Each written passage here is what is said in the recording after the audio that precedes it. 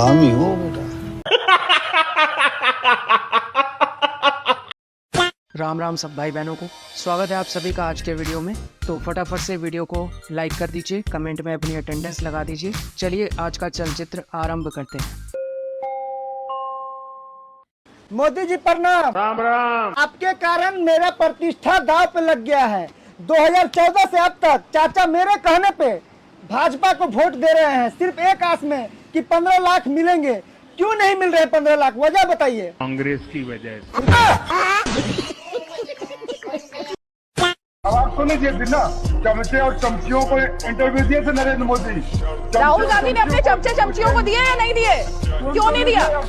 आपकी पार्टी में चमचे खत्म हो चुके हैं क्या? वो चमचे और चमची कहाँ गए जिन्होंने सोनिया गांधी से पूछा था आप किचन में जाती हैं या नहीं जाती? वो चमचे और चमची कहाँ गए जिन्होंने सोनिया गांधी से पूछा था आपको इटालियन खाना पसंद है या भारतीय खाना पसंद है? वो चमचे और चमचियाँ कहाँ गए जिन्होंने पूछा था सोनिया गांधी से कि आपको साड़ी पहनना किसने सिखाया? अरे भाई कहाँ है वो चमचे और चमचियाँ?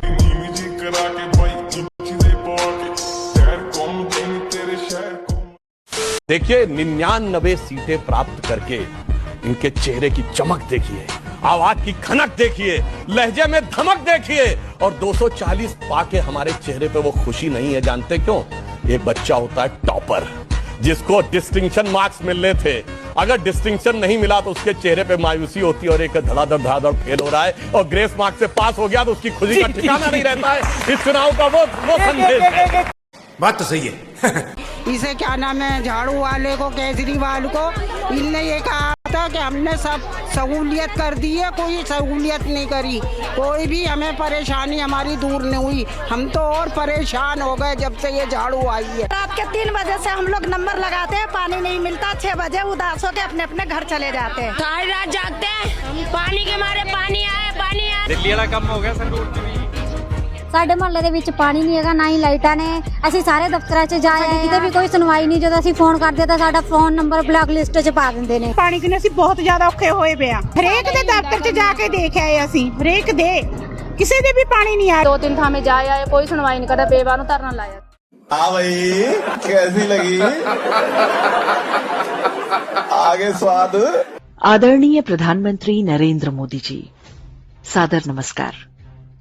लगातार तीसरी बार प्रधानमंत्री बनने की बधाई। हम आपके करोड़ों समर्थकों में से एक हैं। मोदी जी, 4 जून को जब लोकसभा चुनाव के परिणाम आए तो हमें भी बहुत झटका लगा था। हम समझ रहे थे कि सरकार तो आपकी ही बन रही है, लेकिन मन की भावनाएं कुछ वैसी ही थीं जैसी वाजपेयी सरकार एक वोट से गिरने और 2004 में मिली अप्रत्याशित हार हो। करोड़ों भारतीयों को ऐसा लगा मानो देश किसी गड्ढे में जाने से बाल बाल बचा है। धीरे धीरे उस सदमे से हम बाहर आ रहे हैं, इस आशा में कि जो गलतियां हुई वो सुधारी जाएंगी, इस विश्वास के साथ कि मोदी है तो सब ठीक हो जाएगा। और इसी भरोसे पर हम कुछ ऐसी बातें आपसे कहना चाहते हैं जो थोड़ी चुभने वाली हो सकती हैं। आशा है आप उनके लिए हमें पहले से ही क्षमा कर देंगे। मोदी जी, एक समाज के रूप में हमारे अवचेतन में कई प्रकार की असुरक्षाएं हैं। हम वो समाज हैं जिसने अपने शत्रु को 17 बार युद्ध में पराजित करके क्षमा कर दिया, लेकिन 18वीं बार जब हम हार गए तो उन्होंने हम पर कोई दया नहीं की। हमें पानीपत की वो तीसरी लड़ाई भी याद है जब मराठा सेना के साथ 40,000 हिंदू महिलाएं और बच्चे भूखे प्यासे मार दिए गए थे। कोई उन्हें बचाने नहीं आया। उस विश्वासघात को भी हम आज तक नहीं भूले जब देश की स्वतंत्रता के नाम पर मुसलमानों को 1/3 भूमि दे दी गई।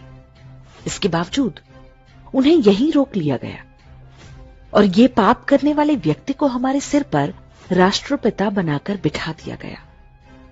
कोई सत्य को बोल दे तो आप उसे मन से माफ नहीं करते। हम बार बार चले गए, कभी शत्रुओं द्वारा तो कभी अपनों द्वारा। प्रधानमंत्री जी, 2014 में जब आप आए तो सदियों के दबे कुचले हिंदू समाज ने आशा की एक किरण देखी। लगा कि अब सब ठीक हो जाएगा। हिंदुओं की इस पुण्य भूमि के टुकड़े टुकड़े करने के षड्यंत्र बंद होंगे। कांग्रेस और उसके वामपंथी सहयोगियों द्वारा योजनाबद्ध रूप से थोपी गई दरिद्रता दूर होगी। हिंदुओं से भेदभाव वाली व्यवस्था का अंत होगा। हमारी आस्था के केंद्र हमें वापस मिलेंगे। सिनेमा से लेकर साहित्य तक हमारे देवी देवताओं का अपमान अब समाप्त होगा। हमारी सभ्यता के हर उस मान बिंदु का सम्मान होगा जिसकी वो अधिकारी है। स्कूलों में हमारे बच्चों के मन मस्तिष्क में अपने ही धर्म और संस्कृति के विरुद्ध जहर बोने का खेल खत्म होगा। हिंदुओं को बांटने वाला वो हर प्रकल्प बंद होगा जिसे कांग्रेस ने बहुत सोच समझकर खड़ा किया था। वो इकोसिस्टम भी समाप्त होगा जो सिनेमा, साहित्य और मीडिया से लेकर समाज के हर क्षेत्र में हिंदू विरोधी घृणा का पोषण करता है। आप आए तो बहुत कुछ हुआ भी। देश भर में इस्लामी आतंकवाद पर बहुत सीमा तक नियंत्रण पाया गया। उत्तर पूर्व में ईसाई आतंकवाद पर भी थोड़ी बहुत नकेल कसी गई।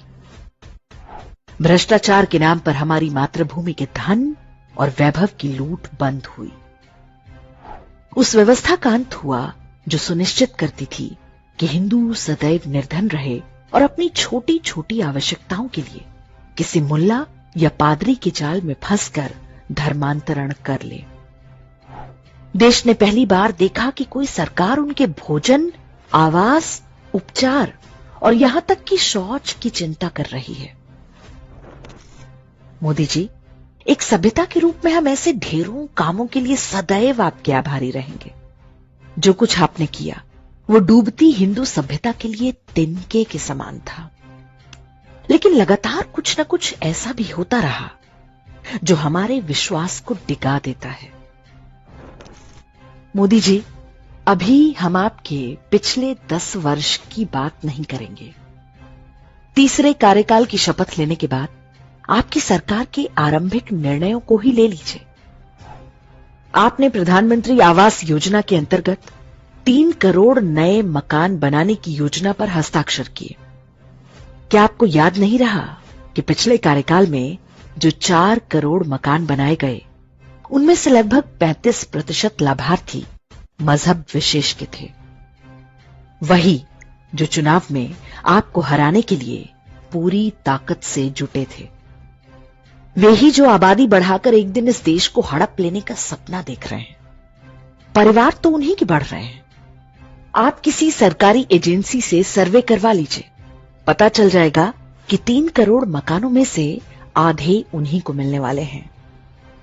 तो क्या ये कहना गलत होगा कि प्रधानमंत्री बनते ही आपने पहला निर्णय उनके विरोध में ले लिया जिन्होंने आपको वोट देकर जिताया? देश के लिए राहुल गांधी का एक ही योगदान है कि उन्होंने और कोई गांधी नहीं दिया। हाँ नहीं तो बेचारे चमचे ये और चाटते कहीं पीढ़ियों तक। साला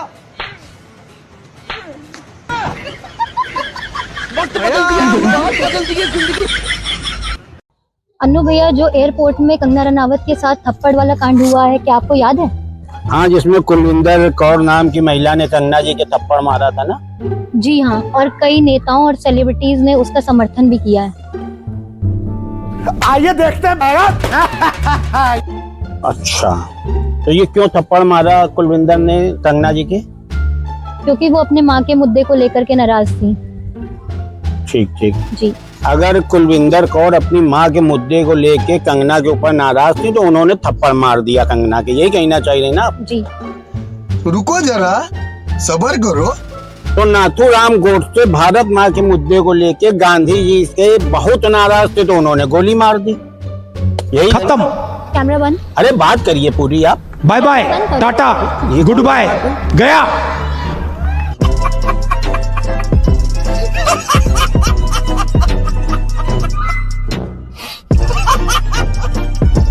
तो साथियों, आज के वीडियो के लिए इतना ही। वीडियो को लाइक, कमेंट और शेयर कर देना। अगर चैनल पर पहली बार आए हैं तो चैनल को सब्सक्राइब भी कर लेना। चलिए मिलेंगे फिर अगले वीडियो में। जय हिंद, जय हिंदू राष्ट्र, जय जय श्री राम। तो हम कैसे विश्वगुरु बन सकते हैं? कैसे बन सकते हैं जब हमारे घर में ही पोल है? हम घर के गुरु तो बन नहीं पा रहे हैं। विश्व को अपने प्रताप से, जैसे विवेकानंद जी गए ना, तो कुछ मिनट तक सबको समाधिस्थ कर दिया, शून्य पे स्थित कर दिया।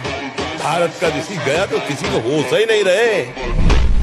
वो नौ युवक शरीर, वो तेज, वो ब्रह्मचर्य भारत का